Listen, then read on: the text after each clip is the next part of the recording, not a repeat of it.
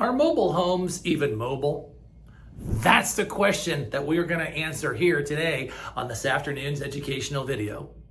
Friends, my name is Mark Kaiser, and over the last few years, we have brokered over 500 manufactured homes. And through that process, we have learned a lot. We've also made a lot of mistakes. I don't want you to repeat those mistakes. So as a result, I have come up with the Mobile Home School. And I have a free PDF that I want to provide to you that goes over the top 10 mistakes that buyers and sellers make all the time. Grab it today for free at themobilehomeschool.com. Now, when we're talking about moving a mobile home, there's a lot of misinformation, there's a ton of bad information, and there's a lot of no information. And we are going to cover that today in our educational video. So I have a lot to cover. I know you don't have a lot of time. So if you're ready, I'm ready, and let's go. If you can give me the next 4 minutes, I'll teach you everything you need to know about moving a manufactured home. Before we get any further along in this educational video, the first question you have to ask and find out is what age is the home that you're looking to move. Generally speaking, you cannot move a home that's older than 25 years old. So if you're looking to move a home to your private property, it's an older home, you think you got a great deal, but you got to move it onto your land, it's probably not going to happen. Here's why. Most states in the United States require the transportation company to get permits to move a home safely from one area to the next. Now, depending what state you're in, they may require the mover to get a permit from the county they're moving it from, as well as through every county they're moving it through to its final resting spot.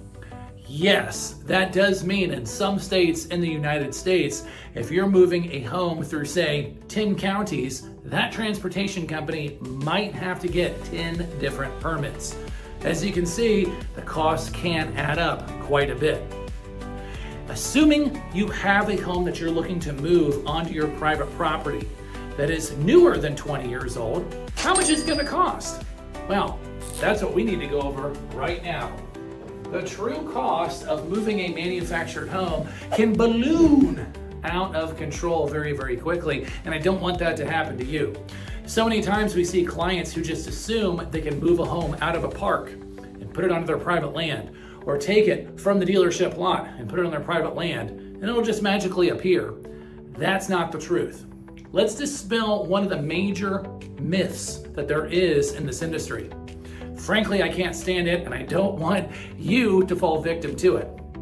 I hear all the time people say, well, if I like the house but I don't like the park, I'll just move the house out of the park and put it in another park or put it in a private piece of land. Great idea in theory, because you do own the home, but not so fast. You want to check with what's called the park prospectus. That's essentially the do's and don'ts of the park. Every park has them.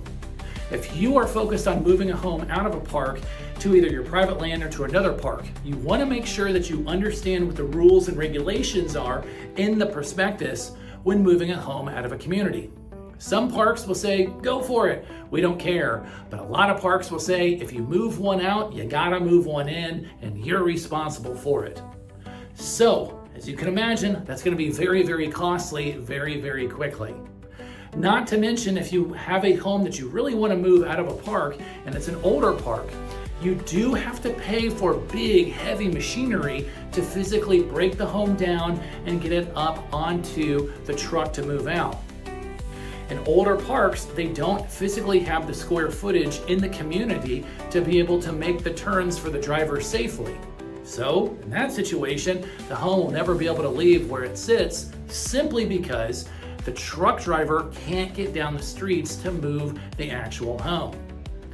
Let's assume you have a newer home and you can get it moved. Well, how much is that going to cost? Well, that's what we want to cover here today, because I do not want you to be caught buying something and not being able to afford to move it. So there are a couple of things we have to figure out right out of the chute. First one is going to be your tear down cost. Now, there are going to be tear down crews that literally will take a home apart, package it up, and get it ready to move from one location to another. That can cost several $1,000s. Well, if you need a tear down crew, do you need a setup crew? You bet, friend. So the easy number is to take your tear down price and multiply that by 2, because that same crew or another crew is going to have to set the home up. Now, generally speaking, setup and tear down is going to vary from state to state, size of home to size of home, but just budget several $1,000s for each one of those. That is a rough number. Make sure you check with your local brokers in order to get a more realistic number for that. The next price that you're going to have to look for is your transport price. Okay, how much is it going to physically cost to move from one area to the next? Most transportation companies will charge a pickup fee after the teardown crew disassembles the house. So they'll charge a pickup fee and then a per mile fee. That'll vary quite a bit. Again, you want to check with your local movers to get an idea on price. So the transportation fee is something you're going to have to factor in. The next fee you're going to have to factor in are permits. Now, some transportation companies will include the permits in their pickup and drop off fee. Some transportation companies, usually the less expensive ones, will not, and they will then charge you at the drop off for the permits and the additional insurance needed in order to transport your home. Now, the next fee that a lot of times people forget about is if you're moving the home to private land, you've got to figure out what your utility fees are going to cost. Are you going to put it on private raw land? Well, if you are, fantastic. You will have to budget for a sewer and a septic. If you're putting it out on land and you can tie in to city services, great. You don't have to worry about the sewer and septic, but you want to check with the county that you're putting the home in to see what the tie-in fees are for the city services. Now, those can range from a few $100s to several $1,000s.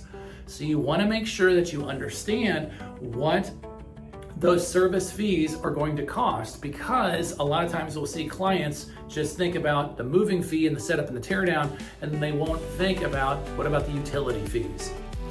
So when does it make sense to move a home? A couple of times I will strongly suggest moving a home. Number one, I would never, under any circumstance, recommend moving a home out of a park into another park or out of a park onto private land.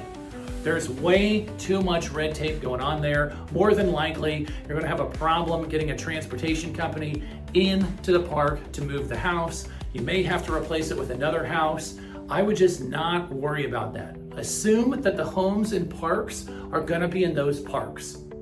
If you want to move a home to your private land, then in that situation, I would go and try to find a pre-owned or a brand new home from a local dealer. The reason why I would suggest that is because most dealers have connections with setup crews, teardown crews, transportation companies, permitting offices, and physically getting all of your utilities tied in. If you work with a reputable dealer, then a lot of times they also have a land development company within their office. So they can help you with the sewer, the septic, clearing the land, finding land, selling you land, so on and so forth. So in that situation, I would strongly suggest finding a home from a reputable dealer and putting it on your private land. You don't need to get a brand new home if that's not in your budget. Most of those dealers will have homes that are pre-owned but still new enough in order to get the home safely and legally onto your private land. Now, when we're talking about moving forward with this, I want to strongly suggest to always budget more money than what you think you're going to need in order to transport a home. We covered quite a bit in this educational video, but you want to make sure that you check directly with the county, the city, the state, and the local dealer in order to get the exact numbers tied in. Since we've been on the video this long, here's a pro tip. When you are buying a home from a dealer, they are going to move it from their lot to your land. Always, always, always, always negotiate the setup, the tear down, and the transportation within the price of the home that you are looking to purchase. The reason why is most dealers will add on additional fees within those services to help their profit margin. Those are not required in order for you to have a safe home for you and your family to live in. So always negotiate those transportation, setup, and tear down fees with the price of the home, and I guarantee you that will help save you and your family thousands upon thousands of dollars for your new home. Well, friends, if you found benefit in any of this here today, it would mean the absolute world to me if you went ahead and subscribed to the channel and smashed that like button here to let us know what you think of our educational content. And let us know also in the comments below if we've missed anything as far as going over moving a mobile home. Well, friends, we have a fantastic educational video coming up next week, and we are going to cover a secret sauce within the manufactured home industry, and I cannot wait to show all the details to you. It'll be a great one. I'll see you next week, and I can't wait.